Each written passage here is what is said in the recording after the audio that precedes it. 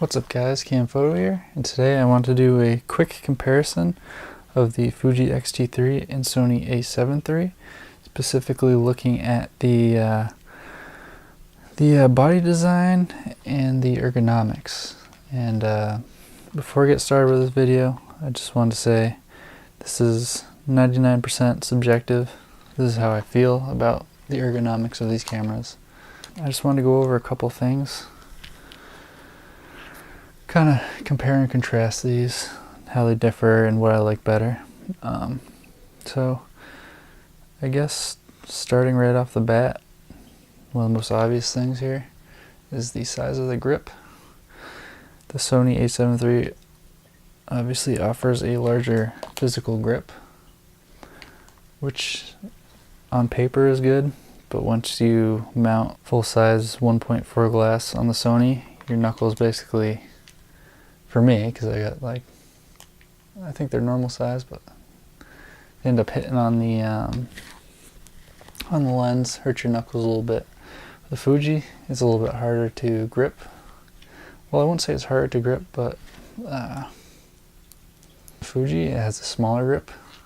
However, the height of the camera is actually a little bit longer, so you can grip pretty nicely and your fingers won't hit any glass that's attached to it, which is a good thing in my opinion.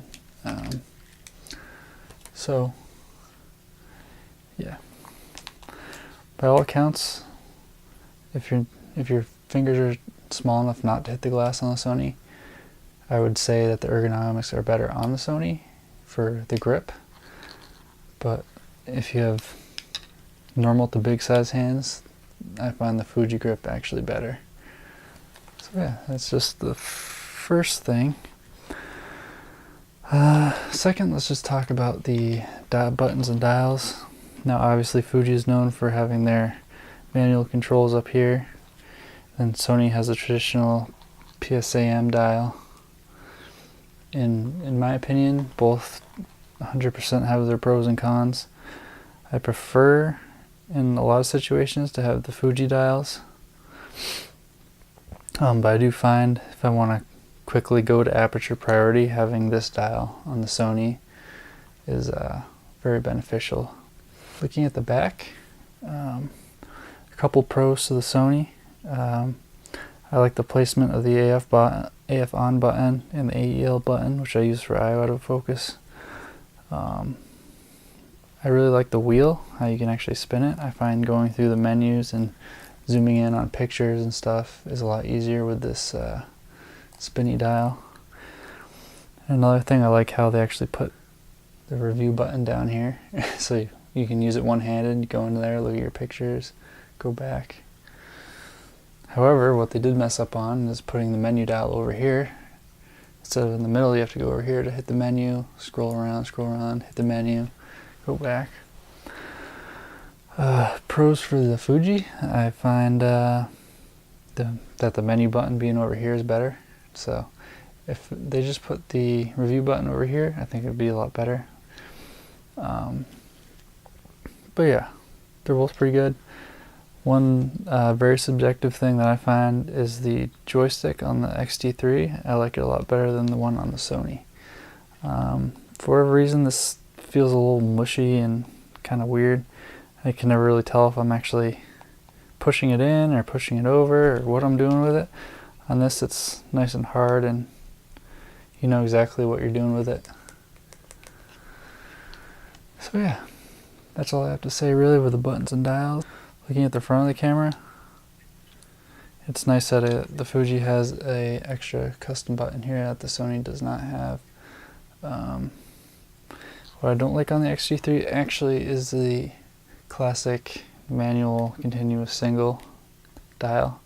I find it really inconvenient when if you're trying to change between these quickly, to have to reach on the front of the thing and guess what you're doing. And it's really easy to knock it and have it go to different places. So yeah, I wish that was either in the back or there was a separate dial you could use for it. Something like that would be nice.